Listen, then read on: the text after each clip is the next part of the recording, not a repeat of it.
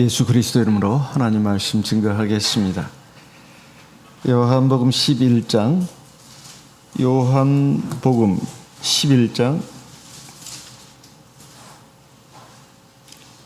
39절부터 몇 절 읽겠습니다. 요한복음 11장 39절 예수께서 가라사대 돌을 옮겨 놓으라 하시니 그 죽은 자의 누이 마르다가 가로되 주여 죽은 지가 나흘이 되었음에 벌써 냄새가 나나이다. 40절 같이 읽어보겠습니다. 예수께서 가라사대 내 말이 네가 믿으면 하나님의 영광을 보리라 하지 아니하였느냐 하신대 제가 읽겠습니다. 41절 돌을 옮겨 놓으니 예수께서 눈을 들어 우러러보시고 가라사대 아버지여 내 말을 들으신 것을 감사나이다. 항상 내 말을 들으시는 줄을 내가 알았나이다. 그러나 이 말씀 하옵는 것은 둘러선 무리를 위함이니 곧 아버지께서 나를 보내신 것을 저희로 믿게 하려 함이니이다. 이 말씀을 하시고 큰 소리로 나사로야 부르시니 44절 같이 읽습니다. 죽은 자가 수족을 배로 동인 채로 나오는데 그 얼굴은 수건에 쌓였더라. 예수께서 가라사대 풀어놓아 다니게 하라 하시니라. 예수님께서 죽은 지 나흘이 돼가지고 썩은 시체 냄새가 나는 나사로를 살리신 일, 이것은 성경 전체를 통해서 봤을 때 가장 극적인 사건이다 하는 말씀을 지난 시간에 드렸습니다. 왜 그러냐 하면은 이것은 예수님께서 곧 십자가에 죽으시고 부활하실 것을 예고하는 예고편의 성격이 있다는 것입니다. 사실 주 예수님의 죽음은 창세전부터 하나님이 예정하신 것입니다. 그리고 구약성경 레위기를 중심으로 해가지고 나오는 각종 그 제사법의 예표가 되고 완성이 되는 그런 사건입니다. 사람들이 특히 하나님의 백성들, 신앙을 가진 성도들이 믿음 생활하면서 또 육신을 가지고 세상을 살아가면서 종종 병에 대해서, 죽음에 대해서, 그리고 여러 가지 고통에 대해서 갖는 태도가 있습니다. 하나님을 믿는 사람, 또 하나님을 잘 경외하면은 병이 안 들어야 된다는 것입니다. 그리고 아프지도 않아야 되고, 그리고 생각보다 빨리 죽어서는 안 됩니다. 그리고 여러 가지 고통도 겪어서는 안 된다는 거예요. 이것은 세상에 믿지 않는 사람들의 입장에서는 더더욱 그렇게 생각합니다. 너 교회 다닌다고 하면서 어떻게 이렇게 몸이 아프냐? 그리고 그런 병이 걸렸냐? 그리고 여러 가지 그 안 좋은 일을 겪고, 그래도 하는 일마다 잘 안 되는 것 같아.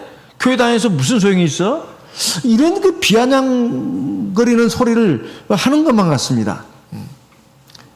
그래서 정말로 하나님이 계신다면, 하나님의 사랑이 하나님이 틀림없다면 병에 안 걸려야 되고, 설령 병에 어쩌다 걸렸다 하더라도 빨리 나아야 된다는 것입니다. 그리고 여러 가지 그 고통이나 어려움이나 실패는 없어야 된다는 거예요. 이것이 보통 세상 사람들이나 혹은 믿음을 가졌다 하더라도 사람들의 그 관념 속에 자리 잡고 있는 그 생각입니다. 그래서 요한복음 11장 37절에 보면 예수님이 드디어 나사렛 무덤까지 왔을 때 예수님이 우셨습니다. 34절에 보시게 되면 요한복음 11장 34절입니다. 가라사대 그를 어디에 두었느냐? 가로되 주여 와서 보옵소서 하니 35절 예수께서 눈물을 흘리시더라. 이에 유대인들이 말하되 보라 그를 어떻게 사랑하였는가 하며 37절 그중 어떤 이는 말하되 소경의 눈을 뜨게 한 이 사람이 그 사람은 죽지 않게 할 수 없었더냐 하더라. 예수님이 나사로를 살리신 이 일 이전에 행하신 기사 이적이 굉장히 많습니다. 소경의 눈을 띄운 일도 그 중에 하나다 이 말이에요. 그러니까 예수님이 그 나사로의 무덤에 와서 그 우시는 모습을 보고 얼마나 사랑하셨는가 참 그걸 그 마음에 느끼는 사람도 있는가 하면 비아냥거리는 사람도 있었다 이 말이에요. 아니, 소경에 눈을 뜨게 한 사람이 어찌 나사로는 죽지 않게 하고 좀 살아나게 하셔야 되는데 왜 그런 일을 안 했단 말이냐. 사실은 비난하는 그런 마음이죠. 이것이 바로 우리가 믿음 생활하면서 자칫 잘못하면 가질 수 있는 이런 생각을 갖다가 우리에게 보여주는 것입니다. 그러나 사람에게 있어서, 특히 하나님의 백성들에게 있어서 가장 중요한 기적, 제일 가치 있는 기적은 뭘까? 그건 바로 부활이라는 것입니다.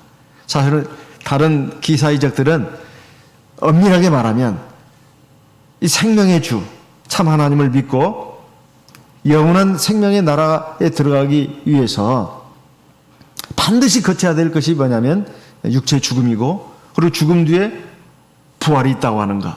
여기에 대한 신앙을 갖게 하기 위한, 쉽게 말하면 그 그림자고, 그리고 그 보조적인 그런 기사적이라고도 말할 수 있습니다.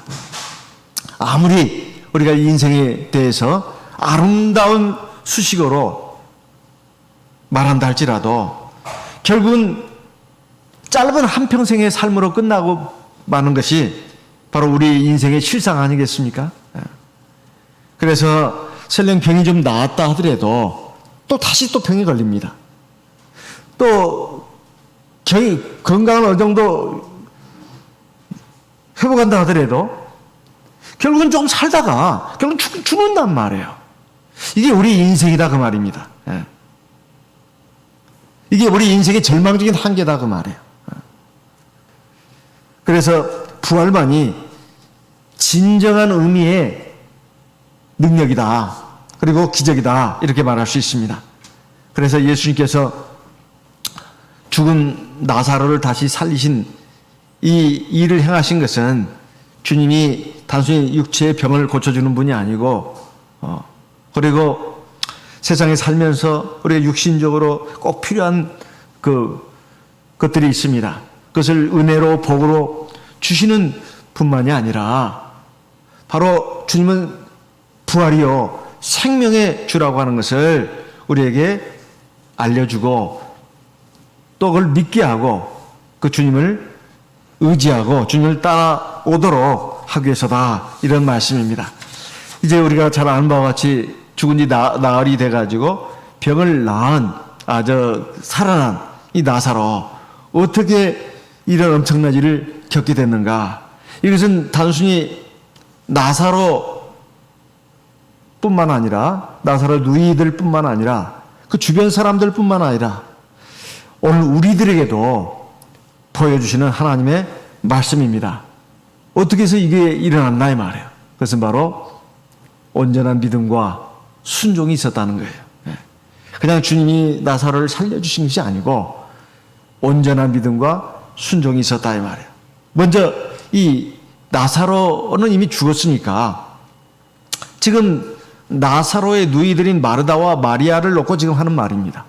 마르다와 마리아는 죽은 나사로의 누이 동생들입니다. 이들이 대체 어떤 믿음을 가졌냐 이 말이에요. 지금 오라비가 중병에 걸려가지고 죽어가는데 사람을 보내가 예수님 오라고 했습니다. 예수님이 금방 빨리 달려오셨어야 돼요. 보니까 주간적으로나 객관적으로나 예수님은 나사로를 엄청 사랑하신다고 이렇게 되어 있습니다. 그러면 막 그냥 뛰어오셔야 되잖아요. 그런데 그렇게 하지 않고 나사로의 이 병은 죽을 병이 아니다, 하나님의 영광을 위한 병이다, 그러면서 오시질 않았다 이 말이에요. 사실 이 예수님의 이런 태도, 이런 말에 대해서 나사로의 누이들은 믿음을 가져야 됩니다. 가져야 된다 이 말이에요. 이것이 하나님의 능력이 나타나는 데 있어서의 갖춰야 될 첫 번째 믿음입니다. 지금 이 상황이 굉장히 어려워요. 고통스럽고 힘이 듭니다. 근데 이 하나님의 말씀은 영 엉뚱한 말씀을 하신단 말이에요. 내 기대와 다르게 한단 말이에요. 그리고 하나님이 하시는 일이 지금 이 상황에 안 맞는 것 같아요. 그럴 때에도 우리는 믿음을 가져야 된다 이 말이에요. 항상 하나님의 생각은 우리 생각보다 높습니다. 하나님의 뜻은 우리 뜻보다 높아요. 그리고 하나님이 하시는 일은 우리 상상을 초월한다 이 말이에요. 여기에 있어서 믿음을 가져야 된다 그 말입니다. 두 번째, 주님이 이제 그렇게 하시고 나서 이틀을 또 지체하셨다고 되어 있습니다. 우리 앞에 시간에 우리가 살펴본 말씀입니다. 며칠간 지체를 하셨어요. 그리고는 주님이 이제 말씀하십니다. 지금 나사로가 잠들었다. 깨우러 가자. 아니, 제자들로서는 너무 어이가 없었습니다. 아니, 잠들었으면 깨어날 거 아니겠습니까? 그게 아니라 죽었다. 내가 그 자리에 있지 않은 것을 내가 참 기뻐한다. 내가 너희를 위해서 기뻐한다. 이제는 마르다, 마리아뿐만이 아닙니다. 바로 예수님을 지근거리에서 따라다니는 그 제자들, 내가 너희들을 위해서라도 내가 참 지금 기쁘다. 내가 그 자리에 있지 않은 거. 지금 나사로는 죽었습니다. 지금 깨우러 간다는 거예요. 아니, 지금 이게 기뻐할 일이냐 이 말이에요. 우리가 하나님을 믿는다고 하고 또 하나님 앞에 우리가 육신을 가지고 지금 살고 살다 보니까 우리가 하나님 앞에 참 가슴 졸이면서 애타하면서 하나님께 구하는 소원들이 한두 가지가 아닙니다. 그런데 참 하나님의 역사가 굉장히 더디게 느껴진다 이 말이에요. 하나님이 내가 지금 기도를 하는 것을 보면은 성령으로 기도하니까 분명히 하나님 계시는 것 같은데, 그리고 남들의 얘기 간증을 들어보면 하나님 계시는 것 같은데 어찌 나한테는 어떻게 무슨 특별한 역사가 없단 말이에요. 뭔가 이게 기도를 하면서도 답답합니다. 하나님의 역사가 금방금방, 우리 한국 사람들 특히 성질이 급하잖아요. 그래서 오늘날에 이런 발전도 이뤘다고 하는데 어디 꼭 우리 민족뿐이겠습니까? 하나님 믿고 의지하고 또 그 앞에 소원을 가지고 간구하는 사람들의 마음은 다 똑같습니다. 고통의 시간은 굉장히 길게 느껴지는 거예요. 그래서 하나님 앞에 기도할 때 하나님이 좀 빨리빨리 좀 들어주시면 좋겠는데 막 애가 타고 답답하고 괴롭다고 말해요. 이게 하나님의 역사가 마치 그 늦어지는 것처럼 이렇게 생각된다 이 말이에요. 이럴 때 조바심이 나고 참 힘듭니다. 그럴 때 우리가 그런 것도 믿음으로 받아들일 수 있어야 된다 그 말입니다. 믿음으로 받아들일 수 있어야 된다. 왜냐하면 사실 이것은 하나님의 완전한 어떤 섭리를 위해서, 그리고 진짜 나에게 진짜 좋은 걸 주시려고, 나에게 믿음을 주시고 더 큰 하나님의 능력을 주시려고 그러시는 거예요. 사실 그러지 않습니까? 우리가 뭔 일을 해가지고 당장 수입이 있는 것이 불과 돈이 얼마 안 돼요. 근데 조금 시간도 들이고 또 애를 쓰면은 그 수입이 수십 배가 된다고 했을 때 어떤 걸 택하겠냐 이 말이에요. 조금 기다리더라도 애쓰더라도 그 두 번째 것을 택한다 이 말이에요. 사실 우리가 자녀들을 다 교육시키고 그런 것도 그런 거 아니겠습니까? 당장 조금 하고 그러면은 돈도 벌 수 있죠. 그렇지만은 사람들이 더 어떤 면에 있어서 투자하고 또 애를 쓰고 공부하는 것은, 이 공부하는 과정은 사실 쉽지 않습니다. 그래도 그렇게 많이 시간을 들이고 공부하는 것은 그보다 더 나은 미래를 생각하기 때문에 그런 거 아니겠어요? 마찬가지입니다. 그래서 하나님의 역사가, 하나님의 응답이 지연된다고 생각될 때 주님은 기뻐하신다고 되어 있는데, 우리도 하나님의 역사, 인도하심, 그리고 하나님이 나에게 최종적으로 주실 그 결론을 내다보면서 기뻐할 수 있어야 된다 이 말. 이게 갖춰야 될 두 번째 믿음입니다. 세 번째 믿음은 이제 죽었습니다. 이제 죽었는데 주님이 이제 뒤늦게 왔다 이 말. 이게 다 끝난 거예요. 상황 이제 종료입니다. 근데 주님이 오셔가지고 하시는 말씀이 요한복음 11장 25절에 나옵니다. 나는 부활이요 생명이니 나를 믿는 자는 죽어도 살겠고 무릇 살아서 나를 믿는 자는 영원히 죽지 아니하리니 이것을 네가 믿느냐. 지금 이제 완전히 죽었어요. 죽어가지고 지금 나흘이 됐습니다. 이제는 아무것도 할 수가 없어요. 아무것도, 진짜 아무것도 할 수 있습니다. 근데 주님이 오셨다고 말이에요. 그러면 참 이 상황에서 주님에 대한 믿음이 완전히 그냥 적단날 수가 있습니다. 그리고 원망이 그냥 막 터져나올 수가 있어요. 주님이 이럴 수가 있습니까, 나한테? 왜 이렇게까지 하십니까, 주님? 그래서는 안 된다, 이 말이에요. 나는 부활이고 생명이다. 나를 믿는 자는 죽어도 살겠고. 이것은 우리 육신의 생명만을 놓고 말하는 건 아닙니다. 이것이 가장 중요한 거죠, 물론. 죽어도 다시 산다. 이 부활을 말하는 거예요. 우리에게 부활에 대한 진리, 부활에 대한 신앙을 넣어주려고 하시는 것입니다. 무릇 살아서 나를 믿는 자는 영원히 죽지 아니할 것이니. 죽었다 하더라도 죽은 게 아니다 이 말이에요. 이것을 네가 믿느냐? 그때 마르다가 말했습니다. 가로되 주여 그라호에다. 주는 그리스도시요 세상에 오시는 하나님의 아들이신 줄을 내가 믿나이다. 지금 가만히 보니까 지금 이렇게 예수님이 동네 그 입구까지 왔을 때 뛰어나온 사람이 마르다입니다. 마르다예요. 마리아는 집에 있었습니다. 왜냐하면 슬픔이 너무 컸어요. 고통이 너무 크고. 그리고 주님에 대한 원망도 있습니다. 주님이 와도 달려나가고 싶지 않은 거예요. 그리고 이제 마르다는 주님의 말씀을 듣고 믿음을 가졌습니다. 이 최종적인 믿음이 바로 이겁니다. 상황 끝났어요. 이제 완전히 아무것도 할 수 없습니다. 그럴 때라도 하나님을 믿어야 된다 이 말이에요. 그래서 이제 이 말을 이제 듣고 마르다가 집으로 갔습니다. 그래 마리아한테 말했어요. 주님이 오셨다. 너 이러면 안 된다. 그러니까 마리아도 그래도 이러면 안 될 것 같아서 이제 마리아도 이제 뒤늦게 나간 거예요. 가가지고 똑같은 지금 행동을 합니다. 언니하고 똑같이. 처음에 언니도 그랬거든요. 마르다도. 주님이 여기 계셨더라면 우리 오라비가 안 죽었을 겁니다. 근데 마리아도 똑같은 말을 합니다. 이제 와가지고 하는 말이 예수님한테 왔어요. 이 32절입니다. 마리아가 예수 계신 곳에 와서 보이고 그 발 앞에 엎드려 가로되 주께서 여기 계셨다면 내 오라비가 죽지 아니하였겠나이다. 똑같은 말이에요. 조금 전에 언니가 했던 말을 똑같이 지금 동생도 하는 거예요. 이것은 주님에 대해서 이 원망하는 마음. 그리고 이 상황에 대해서 이 상황 현실을 그대로 받아들이는 거예요. 이게 사실은 이게 믿음을 갖지 않는 보통 사람들이 가지는 관념입니다. 하나님이 여기 계셨다면 어떻게 죽냐 이 말이에요. 그리고 이미 끝났다 이 말이에요. 아무것도 할 수 없다. 그래서 이런 말까지 하는 사람들 중에 하나님도 못한다고 이런 일은. 이거 정말로 그 기가 막힐 말입니다. 이것은 하나님도 못하는 일이라고. 그런 말이 어디가 있어요. 근데 그런 말을 하든 안 하든 그렇게 생각을 하고 액션을 취하는 사람들이 많아요.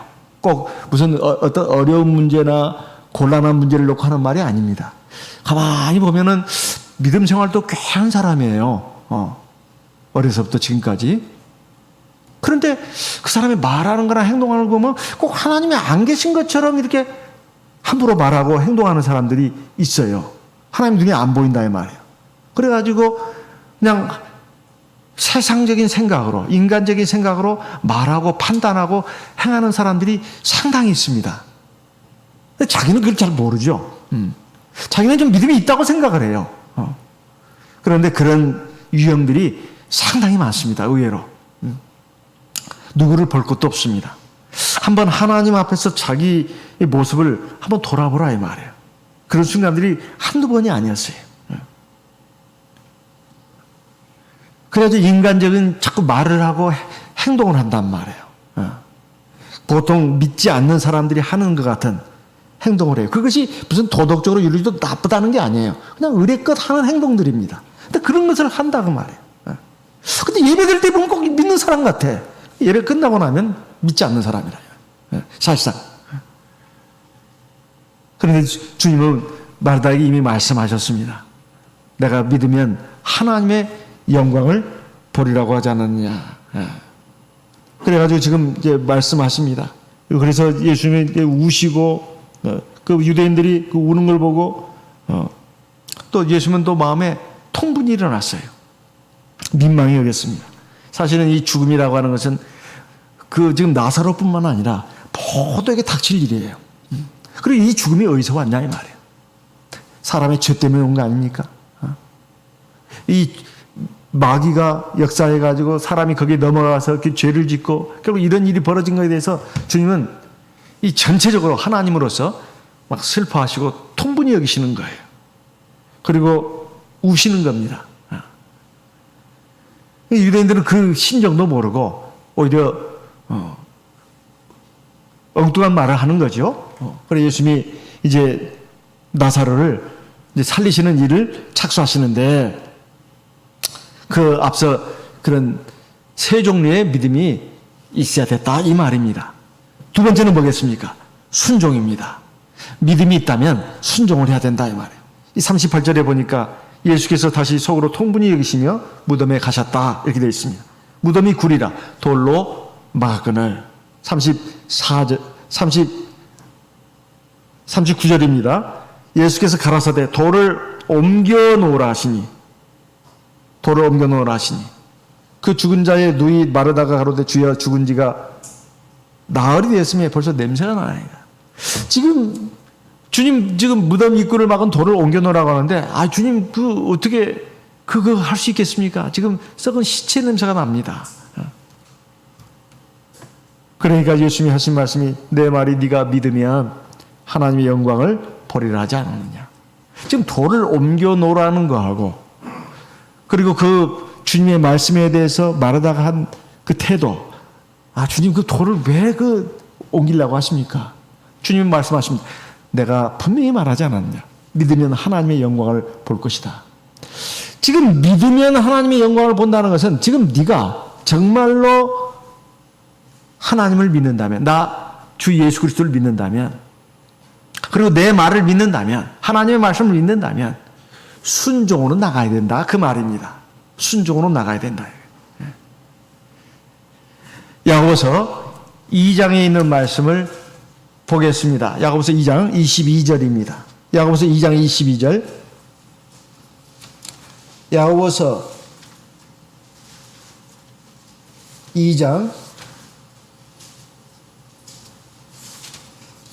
2장 22절 같이 읽어보겠습니다. 야고보서 2장 22절 같이 읽어보겠습니다. 네가 보거니와 믿음이 그의 행함과 함께 일하고 행함으로 믿음이 온전케 되었느니라. 여기 행함은 순종이라는 말로 이해해도 됩니다. 믿음은 그의 순종과 함께 일하고 순종으로 믿음이 온전케 되느니라. 그러면서 그 다음에 이어지는 예가 23절에 이에 경에 이른바 아브라함이 하나님을 믿으니 이것을 의로 여기셨다는 말씀이 응하였고 그는 하나님의 벗이라 칭함을 받았나니. 이 아브라함의 믿음에 대해서는 우리가 잘 알고 있습니다. 21절에 우리 조상 아브라함이 그 아들 이삭을 제단에 드릴 때 행함으로 의롭다 하심을 받은 것이 아니냐. 참 하나님 말씀 따르기가 굉장히 어려운 말씀이에요. 네 사랑하는 독자 이삭을 내가 지시하는 산에 가서 번제로 바쳐라. 이거 할 수 있는 일입니까? 참 하기 어려운 일이에요. 근데 그것을 아브라함이 했습니다. 왜 했을까요? 하나님 믿었기 때문에 그래요. 믿는다고 하는 것은 사실 하나님을 믿는다고 하는 것은 하나님 말씀을 그대로 내가 받아들이고 내가 그 말씀이 명하는 대로 내가 한다. 여기까지가 믿음입니다. 믿는다면서도 그 하나님 말씀을 안 받아들이고 믿는다면서도 하나님 말씀대로 안 해요. 자기 생각대로 하지. 그건 믿음이 아닙니다. 그래서 하나님 말씀대로 했다고 말해요. 원수를 선대해라. 참 이거 할 수 없는 일입니다. 할 수 없는 일이에요. 보통 사람은. 나한테 지금 나한테 해를 끼치고 나를 나쁘게 하는 사람을 내가 선대할 수 있을까요? 근데 하나님을 믿고 내가 한다고 말해요. 근데 그 힘이 첫째는 믿음이 있어야 되고 성령을 기도를 통해서 성령이 충만해지면 하나님의 사랑도 충만해집니다. 그럼 할 수 있습니다. 네. 그러면 나한테 손해냐? 절대 손해가 아니에요. 내가 이렇게 원수한테 잘했는데 원수는 끄떡도 안 합니다. 계속 나한테. 그러지만은 하나님은 나에게 상을 주시고 복을 주신다. 나중에 보면 내가 승자가 된다 이 말이에요. 그리고 하나님이 나에게 영광의 면류관도 씌워주시고 상급도 주신다 이 말이에요. 근데 우리 사람들이 그걸 믿지를 않습니다. 이거는 하나의 예를 든 거예요. 하나의 예를 든 겁니다. 그리고 말 조심해라, 겸손해라, 온유해라. 근데 그게 실감이 안 나요, 그게. 사람이 그러면은 내가 다 손해보는 것 같아요. 아닙니다. 하나님 말씀을 듣고 내가 오래 참고 내가 온유하게 대해주고 내가 인내하면서 하나님의 말씀대로 나간다 그 말이에요. 그럼 손해보는 것 같지만 절대 손해가 아니다 이 말이에요. 근데 이것이 믿음이 있어야 합니다. 하나님의 말씀에 대한 하나님에 대한 믿음이 있어야 순종도 나가는 거예요. 돌을 옮겨 놓으라 했으면 자기 상식이나 안 맞아요. 아니 돌이 그대로 있는 게 낫지. 자기 생각 말하는 사람들이 굉장히 많아요. 믿음 생활하다 보면 교회 생활하다 보면 자기 생각을 자꾸 말한단 말이에요. 그게 하나님의 말씀도 아닌데 자기 생각에 막 빠져 있어요. 이게 옳다 저게 옳다. 그건 자기 생각입니다. 그렇지 않을 수도 있다 이 말이에요. 하나님 말씀 외에는 진리는 아닙니다. 다 그냥 자기 생각에 이게 맞는 것 뿐이죠. 주인이 돌을 옮겨달라 했다. 시체 냄새가 나는데 왜 옮깁니까? 이거 상식적으로 맞는 말이에요. 마르다 말이 틀린 말은 아닙니다. 그렇지만 그게 옳은 말은 아니에요. 옮겨놓으라 했으면 옮기면 되는 겁니다. 자기 감정, 의지, 가치관 이거 내려놔야 합니다. 내려놔야 돼. 그게 믿음이고 그게 겸손함이에요. 옮겨라 그러면 옮기면 되는 겁니다. 왜 또 옮기라고 했을까요? 아무리 죽었지만 말이에요. 나사로는 죽어서 시체입니다. 왜 옮겨놓으라고 했을까요? 주님이 말씀하십니다. 나사로야 나오너라. 이 말씀을 할 때 그 음성을 들을 수 있어야 되잖아요. 그 음성을 들어야 될 수 있는 거 아닙니까? 43절에 이 말씀을 하시고 큰 소리로 나사로야 나오라 하시니. 믿음의 역사라고 하는 것은 믿음을 가져야 되고 순종해야 되는데 믿음과 순종을 하려면은 하나님의 말씀을 들어야 합니다. 하나님 말씀을 들어야 믿음도 없던 믿음도 생기고 약한 믿음도 강해지고 어설픈 믿음도 아주 완전한 믿음이 되고 여러 가지 잡것이 섞인 그런 문제 많은 믿음도 온전한 믿음이 되는 거예요. 뭘 통해서요? 말씀을 들어야. 그래서 로마서 10장 17절에 보면 그러므로 믿음은 들음에서 나며 들음은 그리스도의 말씀으로 말미암았느니라. 우리가 하나님 말씀을 듣는 것이 참 중요합니다. 우리가 아무리 뭐라고 해도 사실 우리가 교회에 나오는 목적은 사실 하나님 말씀 듣기 위해서 나오는 거예요. 물론 기도도 있고 찬송도 있습니다. 사실 하나님의 말씀과 기도가 사실 교회 생활의 핵심이에요. 나머지는 사실은 부수적인 것입니다. 보조적인 거예요. 근데 이걸 거꾸로 하는 사람들이 종종 있습니다. 하나님 말씀과 기도는 늘 하는 거 아니냐는 거예요. 그래가지고 그 주변 것들에 막 신경을 골머리에 하는 몰두하는 사람들이 있어요. 주변 것들이 보조적인 것들이 필요 없다는 말이 아닙니다. 그것도 중요하죠. 하지만 둘 중에 하나만 택하라 한다면 다른거 말씀과 기도만 택해야 합니다. 다른 것은 할 수 있으면 좋지만 형편상 못하게 되더라도 괜찮습니다. 할 수 있으면 좋아요. 하지만 정말로 꼭 하나만 택해야 된다면, 내가 믿음 생활하면서 정말로 내가 하나만 택한다면 내가 교회에 나가서 하나님 말씀 듣고 기도하는 거 그거 하나 택하면 됩니다. 다른 것은 하면 좋아요. 하면 좋아요. 하지만 그것이 우선순위는 아닙니다. 그래서 하나님 말씀을 듣는 것을 최우선순위로 놔야 돼요. 그리고 어떤 것들도 아무리 주위에 부수이고 보조인 것들이 아무리 좋아 보이고 중요하다 하더라도 내가 하나님 말씀 듣고 기도하는데 만약에 조금이라도 애로가 있다, 장애가 생긴다 그러면 그 부수적인 것들을 내려놔야 합니다. 그리고 포기해야 돼요. 그러면 그게 문제가 있냐? 문제가 있는 게 아니에요. 더 잘하는 것입니다. 잘하는 거예요. 어차피 우리가 교회에 나오는 것은 내 구원을 위해서 나오는 거예요. 우리가 하나님 나라에 가기 위해서 나오는 것입니다. 그래서 항상 하나님 말씀 듣는 거, 기도하는 거. 왜? 하나님 말씀이라고 했으니까. 하나님 영이시고 하나님 말씀이잖아요. 그죠? 하나님 영이시고 이걸 어떻게, 하나님의 영을 어떻게 만나요? 기도로 만나는 거예요. 기도로. 또 하나님 말씀이라고 했습니다. 말씀을 듣는 거예요. 그게 하나님 만나는 겁니다. 그리고 하나님이 어떤 분인가를 알 수가 있어요. 하나님을 올바로 경배할 수가 있습니다. 근데 이게 중요한 것은 하도 듣다 보니까 너무나 당연한 말이 됐어요. 그것은 조금 한쪽으로 치워놓고 부수적인 것에 막 몰두하는 그것은 이 정상적인 신앙의 방향이 아닙니다. 우리가 이걸 바로 세워야 합니다. 특히 나이가 들어갈수록. 세월이, 신앙의 연륜이 오래될수록 우리는 그 기본에 충실해야 돼요. 그래서 이제 나이가 들어서 이제 자리에 눕게 되고 양론에 가는 우리 성도님들을 이제 신방해 보면 이걸 뼈저리게 느낍니다. 근데 그것이 바로 우리의 모습이에요. 얼마 있으면 닥칠 우리의 모습입니다. 그때 가서는 뭘 할 수 있겠습니까?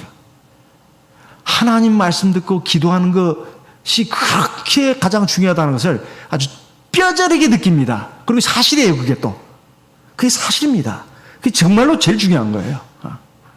그러면 우리가 젊었을 때 힘이 있을 때 애초부터 방향을 그렇게 잡아야 합니다. 왜 돌을 치우라고 했느냐? 우리 믿음 생활, 우리가 육신을 가지고 하는 생활에 있어서 사실 하나님 말씀을 들어야 되는데 그걸 막는 돌과 같은 장애물들을 많이 두고 있어요. 그걸 좀 치워야 합니다. 그래서 심플 라이프, 단순한 생활. 이거 하는 게 참 중요해요. 뭐 그냥 일을 막 벌리고 그리고 그것들이 별로 알맹이도 없어요. 자기 딴에는 막 신이 뻗쳐가지고 막 이것도 하고 저것도 하고 또 이 사람도 만나고 저 사람도 만나고 지 모임 내도 가고 저 모임에 나가고 그냥 막 늘려놓고 그냥 하는데 정작 그것들이 하나님의 말씀이 자기 심령의 귀에 들리는 것을 막는 그 바위덩어리 같은 역할을 할 수도 있다 그 말이에요. 언젠가 어떤 청년이 저한테 오래된 일입니다. 저한테 문자를 보내왔어요. 목사님, 정말 하나님의 사랑이 뭡니까? 왜 그런가 했더니 그냥 제가 학생 때까지만 해도 그래도 교회를 나갔는데 학교 졸업하고 이제 직장 가지고 나서부터는 그 일이 참 굉장히 바쁜가 봐요. 교회 나오기 어려운 형편인가 봅니다. 그러다 보니까 그 부모님들이 굉장히 걱정을 해가지고 교회 나가라, 교회 나가라, 안식일 교회 나가라 해도 교회를 나올 수가 없는 거예요. 그래도 자기가 마음만 먹으면 나올 수는 있겠죠. 근데 몸이 너무 피곤하다 보니 한 번 빠지고 두 번 빠지다 보니 이제 교회 안 나가는 것이 익숙해졌어요. 근데 부모가 계속 권면하는 겁니다. 근데 권면하다 하다 안 되니까 나중에는 좀 심한 말까지 했는 모양이에요. 너 그렇게 교회를 안 나갈 것 같으면 부모와 자식 간의 인연을 끊자. 이거 굉장히 충격적인 말입니다. 저도 깜짝 놀랐어요. 그런 말을 부모가 했다는 거예요. 이게 과연 사랑이냐고. 제가 생각했을 때는 이것입니다. 부모가 심한 말을 하는 것은 틀림없습니다. 아무리 그렇다 해도 너무 심했다. 그런 생각이 듭니다. 그렇지만은 또 하나 생각할 것은 방법은 거칠었지만 그 부모는 분명히 자식이 잘못될까봐 걱정이 돼서 늘 기도하는데 좀 이렇게 심하게라도 말을 하지 않으면 자식이 안 들을 것 같다. 또 이런 말을 해도 자식은 부모의 심정을 이해하고 받아들일 것이다. 이렇게 기대를 했던 것 같습니다. 그러면 어떻게 해야 되겠나? 저는 예전에 우리 목자님 한 분이 간증하신 게 기억이 납니다. 고대 영문과를 나와가지고 광운대 교수로 재직하시다가 미국에 선교사로 가셨잖아요. 그런데 원래 군대에서 통역장교로 일을 하셨습니다. 고대 영문과 나와서 옛날에는 굉장한 학벌이잖아요. 그래가지고 이제 그 군대를 마치고 그때 우리 교회 전도가 됐어요. 그래가지고 이제 전역을 했습니다. 그래가지고 대구의 어느 그 학교에 이제 영어 선생으로 가게 됐죠. 근데 하필이면 그게 캐톨릭 계통의 학교예요. 토요일마다 교회를 이제 오시다 보니까 토요일에 수업을 갖다가 전부 다 월에서 금요일로 이게 바꿔놨습니다. 그랬더니 교장이 부르는 거예요. 왜 이렇게 했냐고 하니까 제가 교회를 다니는데 안식일에 교회를 가야 합니다. 토요일에 가야 합니다. 그러냐고. 그럼 둘 중에 하나를 택해라. 학교 직장을 택하든지 아니면 그 교회를 택하든지. 우리 목자님이 어떻게 하셨겠습니까? 직장을 그만뒀어요. 옛날에는 지금 학교는 참 좋은 직장입니다. 교사는 존경받는 직업이잖아요. 이게 쉬운 일이 아닙니다. 근데 그렇게 했어요. 근데 어떤 일이 벌어졌을까요? 교수로 가게 됐어요. 그래서 아주 오랫동안 광운대학교에서 영어과 나중에 주임 교수까지 되셨지요. 그래서 하나님의 일을 하시는 일꾼이 됐습니다. 우리가 생각할 때 내가 뭐 직장 생활이 신앙 생활을 못하게 하는 정도라면 한번 전업을 고려해 볼 수도 있다고 저는 생각합니다. 꼭 그래야 된다는 건 아닙니다. 꼭 그래야 된다는 건 아니에요. 어쨌든 하나님 믿는 이 신앙, 이것은 나의 생명과 직결되어 있다 이 말이에요. 내 생명과. 이게 가장 중요하잖아요. 수입이 좀 적더라도 직업을 바꿀 필요도 있지 않겠나. 그래서 우리가 꼭 직업뿐만이겠습니까? 제가 계속 지금까지 해오는 말씀은 하나님의 말씀을 듣는 거, 하나님 앞에 기도하는 거, 이것을 우리 신앙의 요체로 딱 잡아야 됩니다. 나머지는 하나님이 나에게 은혜로 기회를 주신다면 내가 할 수 있는 것입니다. 또 못해도 괜찮다. 이 마음을 가지셔야 돼요. 이게 정상적인 사고방식입니다. 그리고 그것이 복받는 길이에요. 그러면 하나님이 그 마음을 보시는 거예요.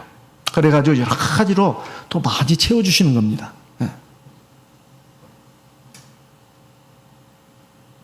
그런데 이 말씀을 이제 하시기 전에 먼저 뭐라고 했습니까? 하나님 앞에 감사기도를 드렸어요. 41절에 돌을 옮겨 놓으니 예수께서 눈을 들어 우러러보시고 가라사대 아버지여 내 말을 들으신 것을 감사하나이다. 우리가 하나님 앞에 굉장히 어렵고 힘든 상황이 있습니다. 그럴 때라도 절대 믿음이 약해져서는 안 돼요. 그리고 우울하고 짜증난다고 하고 막 그냥 사람들에게 사람들 앞에 참 막 화도 잘 내고 짜증 부리고 그러면 안 됩니다. 하나님 앞에 항상 감사한 마음을 가지셔야 돼요. 이게 굉장히 어려운 일이지만은 사실은 꼭 해야 될 일이에요. 왜 그러냐? 하나님이 함께 하시고 하나님이 내 길을 듣고 계시고 하나님이 나에게 결국 가장 좋은 길로 인도하신다는 믿음이 있어야 이렇게 할 수 있어요. 내가 비록 부족하지만 연약하지만 내가 지금 하나님만을 경외하고 있고 내가 하나님께만 지금 기도하고 있고 하나님의 도심만을 앙망하고 있는 나를 하나님이 내치겠냐 이 말이에요. 절대 그렇지 않습니다. 여기다 믿음을 가져야 내가 그 아직 결론이 오지 않았어요. 결론이 언제 올지도 모릅니다. 언제 올지도 모르는 결론. 그러나 결론은 확실해요. 거기다 믿음이 있다면 내가 미리 감사하는 거예요. 미리 기뻐하는 거예요. 이게 신앙입니다. 사도행전 16장 25절에 보면 바울과 실라가 빌립보 감옥에 갇혔잖아요. 그들이 놀라운 행동을 합니다. 하나님을 찬송했어요. 하나님께 기도하고 하나님을 찬송했어요. 그게 하나님을 찬송했다는 말은 원래 참이라는 말은 하나님께 감사한다는 뜻이에요. 하나님 칭찬한다는 뜻이거든요. 죄수들이 다 들었어요. 그 소리를. 아니 지금 찬송이 나올 상황이냐 이 말이에요. 하나님을 칭찬하는 말, 하나님께 감사하는 말이 나오겠어요? 그런데 놀라운 역사가 일어났잖아요. 지진이 일어나가지고 감옥문이 열렸어요. 바울과 실라가 감옥문 밖으로 나오지 않았습니까? 하나님 놀라운 구원의 역사가 일어났잖아요. 그래서 눈앞에 보이는 그 어렵고 답답한 현실에 주눅이 들고 슬퍼하고 원망하고 불평하고 짜증낼 것이 아니라 하나님이 나를 불쌍히 보시고 내가 하나님의 사랑하시는 가장 존귀한 자녀다. 이걸 믿고 하나님께 탁 맡기고 하나님께 지금 내가 기도하고 있으니까 하나님이 나를 가장 좋은 길로 인도하실 것이야. 그리고 주실 그 마지막 결론을 보면서 미리 기뻐하라 그 말이야. 미리 감사하라 그 말이야. 그게 신앙입니다. 시편 50편 14절 15절 말씀을 보겠습니다. 시편 50편입니다. 시편 50편 14절 감사로 하나님께 제사를 드리며 지극히 높으신 자에게 네 서원을 갚으며 15절 환난 날에 나를 부르라 내가 너를 건지리니 네가 나를 영화롭게 하리로다. 여기에 맨 먼저 있는 게 뭡니까? 감사로 하나님께 제사를 드려라. 하나님 감사합니다. 이렇게 아픔을 주셨는데 저에게 무슨 큰 기쁨을 주시려고 지금 저를 이렇게 아프게 하십니까? 저를 왜 이렇게 외롭게 하시고 눈물 나게 하십니까?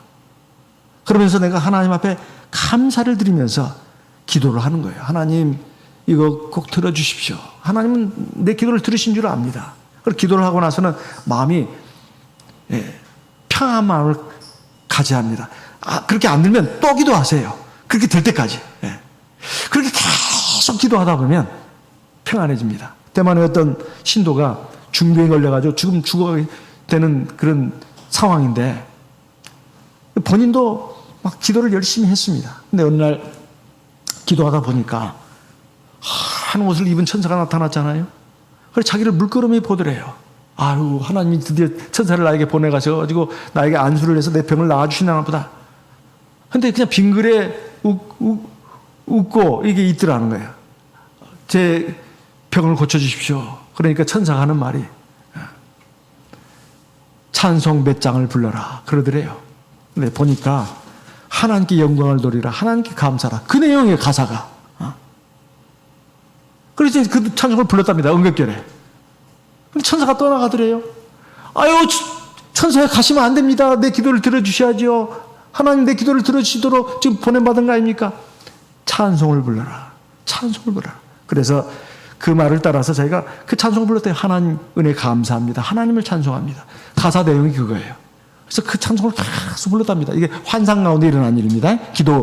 성령으로 기도하는 가운데 지금 일어난 일들이에요. 그러니까 몸이 막 뜨거워지더래요. 그리고 막 온갖 기쁨과 즐거움이 막 마음 깊은 곳에서부터 끌어오르더랍니다. 그러더니만 성령이 충만해가지고 몸이 하얀 구름 위에 둥실 구름 위에 떠 있는 것처럼 굉장히 몸과 마음이 가벼워지더래요. 그 높은 열 그리고 몸을 그렇게 아프게 했던 것들이 싹 사라지더랍니다. 그래서 병이 나았다는 거예요. 그런 기사의적 간증도 있습니다. 실제로 하나님의 역사의 간증은 굉장히 많습니다. 대만의 어느 마을에 한 아가씨가 물놀이하다가 빠져 죽었습니다. 그래가지고 그 아버지는 의사인데 무신론자예요. 근데 마침 우리 교회가 거기에 들어갔어요. 전도자가 와서 그 처녀를 놓고 기도를 했습니다. 그 마을 사람들이 말했어요. 만약에 이 처녀가 살아나면 우리 다 예수님 믿겠습니다. 그 말을 했답니다. 마을 사람들이. 그런데 역사가 일어났어요. 그 처녀가 살아났어요. 다 놀랐습니다. 예수가 바로 생명의 주다, 부활의 주다. 그래가지고 무신론자인 저 처녀 아버지가 개종을 했죠. 하나님 믿게 됐잖아요. 우리 교회 장로가 됐습니다.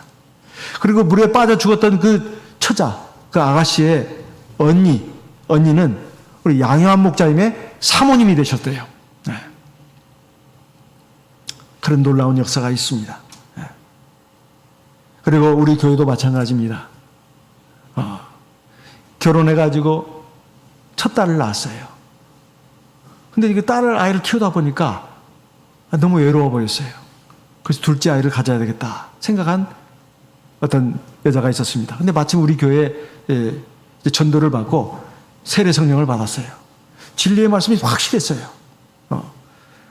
사실은 그 사람을 전달하려고 했던 건 아닌데 누구를 전달하려고 했더니 그 옆에서 듣다가 아 이게 맞다 해가지고 따라와서 우리 교회 와서 세례 성령 받은 사람이에요. 그런데 말이에요. 이 둘째 아이를 임신했다고 했는데 아이 몸 상태가 안 좋은 거예요. 그래서 병원에 가서 진찰을 받아보니까 자궁 안에 혹이 자라고 있었던 거예요. 그 보니까 무슨 부가 봤더니 암이었습니다. 그것도 아주 악성 암이었어요. 윤모성 상피암이라고. 근데 그 상태가 상당히 많이 진행이 됐어요. 그래서 이 자매님의 생명이 굉장히 위독한 그 상태가 됐습니다. 이 교회에서 이제 그 사실을 그에다 알리고 기도를 부탁했습니다. 마침 제가 그 인근의 교회에 심호하고 있었어요. 그래서 그 인근 교회 그 자매님이 그렇게 상담을 듣고 막 기도 부탁이 전국적으로 다 나갔어요. 그래서 이 인근 교회다 보니까 저도 우리 성도님들에게 광고를 해서 이렇게 같이 기도를 했습니다. 어느 날 영은회가 돼가지고 그 자매님이 왔는데 머리가 빡빡 깎이더라고요. 치료 중이었어요. 치료 중이었던 걸 지금 기억을 합니다. 그래가지고 기도를 하고 있는 중이었어요. 그런데 놀라운 역사가 일어났어요.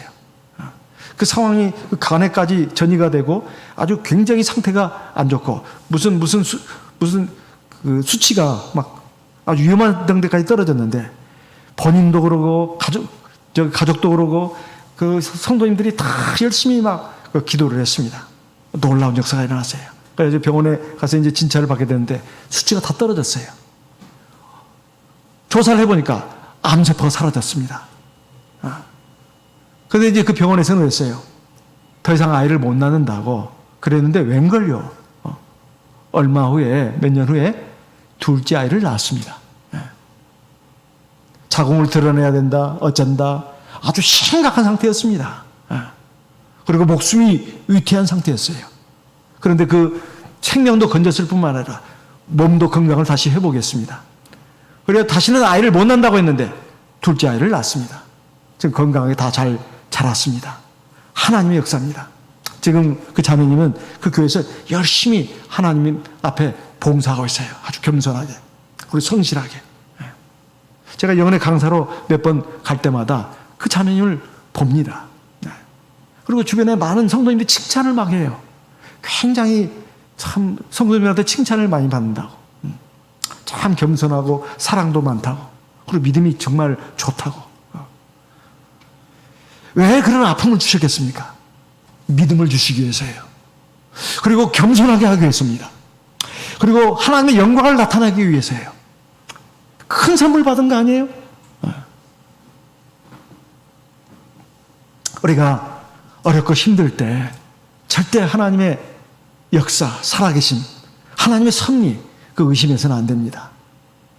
빌립보서 4장 있는 말씀을 읽어보겠습니다. 빌립보서 4장 빌립보서 4장 4절 빌립보서 4장 4절 주 안에서 항상 기뻐하라. 내가 다시 말하노니 기뻐하라. 5절 같이 읽어보겠습니다. 너희 관용을 모든 사람에게 알게 하라. 주께서 가까우시니라. 6절 같이 읽습니다. 아무것도 염려하지 말고 오직 모든 일에 기도와 간구로 너희 구할 것을 감사함으로 하나님께 아뢰라. 7절 그리하면 모든 지각에 뛰어난 하나님의 평강이 그리스도 예수 안에서 너희 마음과 생각을 지키시리라. 항상 기뻐하고 주님이 곧 앞에 왔다. 그래서 우리가 사람들에 대해서 굉장히 너그러워야 합니다. 사람을 사랑할 줄 알아야 돼요. 그러면서 하나님 앞에 우리가 기도할 때는 정말 감사함으로 내 구할 것을 하나님께 구하면 됩니다. 하나님은 완벽한 결론을 가지고 나를 이끌어 가신다. 설령 말입니다. 내가 지금 어떤 심각한 병에 걸렸습니다. 근데 하나님 내 기도를 안 들어주시면 내가 죽어요. 괜찮습니다. 그게 뭐가 문제가 되냐 이 말이에요. 어차피 우리가 하나님 나라를 가기 위해서 믿는 거 아닙니까? 그리고 우리가 하나님보다 더 높은 생각을 갖고 있는 건 아니잖아요. 이사야서에 보게 되면 의인이 죽을 때 그걸 안타까워 애타하는 사람들이 있다는 거예요. 그러나 그가 살아가다가 만날 대재앙, 불행 때문에 하나님 미리 데려가신 것을 깨닫는 사람이 별로 없다는 거예요. 그걸 바꿔 생각해 본다면 우리는 내 삶의 앞길에 뭐가 있는지를 잘 모릅니다. 그래서 하나님이 우리가 곤욕을 치르고 또 잘못하다가는 우리 믿음마저도 잃어버릴 가능성이 있어요. 그래서 하나님이 데려가시는 경우도 있다 그 말입니다. 사랑하시기 때문에. 근데 어떤 결론이 나더라도 사실 하나님이 나를 사랑해서 주는 거예요. 그래서 에서도 그러잖아요. 죽으면 죽으리다. 내가 지금 하나님 앞에 이렇게 기도해서 이렇게 되기를 바라지만은 그렇게 안 되면 내가 죽는다 하더라도 괜찮다는 거예요. 그리고 다니엘의 세 친구들이 내가 금신상에 절하지 않겠습니다. 그래서 절하지 않더라도 하나님 우리를 살려주실 겁니다. 그런데 살려주지 않더라도 그렇게 하지 않을지라도 그리하지 않을지라도 그래서 내가 설령 저 용광로 불에 던져져서 죽는다 하더라도 나는 하나님 믿는 신앙을 지키겠습니다. 이런 올곧은 기계가 있어야 되지 않습니까? 우리가 정말 가진 믿음이 진짜 믿음이라면 그리고 하나님을 하나님으로 인정하고 따른다면 어떤 때 보면 바뀐 경우가 있어요. 내가 주인이요. 하나님이 종이요. 하나님 내 말대로 해야 됩니다. 내가 하라는 대로 하나님 해주셔야 합니다. 그럼 내가 주인이죠. 하나님이 종이고. 말로는 주여 주여 하면서 사실은 하나님을 자기 종으로 아는 분들이 굉장히 많아요. 자기가 주인이에요. 내가 원하는 대로 다 해줘야 된다 이 말. 하나님이. 그건 신앙이 아닙니다. 하나님은 완벽하신 분입니다. 하나님은 주인이시다 이 말이에요. 내가 원하는 대로 안 되더라도 사실은 내가 원하는 대로 되는 것이 더 문제일 수 있습니다. 내가 원하는 대로 안 되고 하나님이 원하는 대로 돼야 사실은 나한테 이득이다 그 말이에요. 이득이다 그 말이에요. 그 판단을 누가 제대로 하겠습니까? 하나님만이 제대로 합니다. 그래서 우리가 어떤 순간에서도 하나님 앞에 감사하면서 기도해야 합니다. 그러면 하나님이 나한테 절대 손해되는 일을 하지 않습니다. 나에게 이익이 되는 길로 인도하신다 그 말이에요. 그래서 나사로가 어떻게 됐습니까? 살아났잖아요. 근데 나사로가 지금 어디 있습니까? 얼마 살다가 죽었습니다. 어디 있어요? 하늘나라에 있어요. 그래서 나사로가 죽었다가 살아난 이것은 엄청난 영광입니다. 어차피 나중에 죽을 것 값이더라도 말이에요. 하나님이 생명의 하나님이고 부활의 주님이신 것을 갖는 믿음을 가졌잖아요. 그러면서 나사로의 삶이 달라졌을 겁니다. 아, 내가 쓰잘데없는 것에 집착하거나 욕심 부리지 말아야 되겠다. 내가 하나님을 기쁘시게 하는 사람이 돼야 되겠다. 삶이 완전히 천지개벽하듯이 바뀌지 않았을까요? 이것이 엄청난 선물입니다. 꼭 병 낫고 살아나는 것. 어떤 시험에 대고 떨어지고 붙고 떨어지고 우리는 거기에 막 목을 메고 있어요. 그리고 뭐가 잘 되고 못 되고 내가 뭐 좋은 걸 잡고 좋은 걸 놓쳐버리고 그냥 애가 타고 서운해하고 속상해하고 눈물 흘리고 이런단 말이에요. 그럴 필요가 없습니다. 그럴 필요가 없어요. 좋은 것에는 반드시 문제점도 있습니다. 좋지 않아 보이는 것에는 사실은 엄청난 보물이 들어있을 수 있다 이 말이에요. 자기 생각에 빠져가지고 나가는 것은 굉장히 위험합니다. 하나님 모든 걸 다 주관하셔요. 그래서 인간적인 생각을 떨쳐버리고 하나님 말씀을 내가 온전히 받아들이고 온전히 순종하는 길로 나가도록 하기 위해서 하나님은 때때로 우리에게 병도 주시고 아픔도 주시고 실패도 주시고 고통도 주시고 눈물도 나게 하시고 또 절망의 한숨을 쉬게도 하십니다. 하나님은 이것은 영광에 이르는 병입니다. 우리는 그 하나님의 섭리를 믿고 하나님을 경외하고 하나님을 의지하고 하나님 말씀에 순종해서 나가는 저와 우리 모든 성도님 되시기를 바랍니다. 그래서 하나님의 영광을 체험하고 하나님께 감사와 찬송과 영광을 돌릴 수 있는 하나님의 귀한 자녀 되시기를 예수님의 이름으로 기원하는 바입니다. 묵도하겠습니다. 할렐루야. 아멘.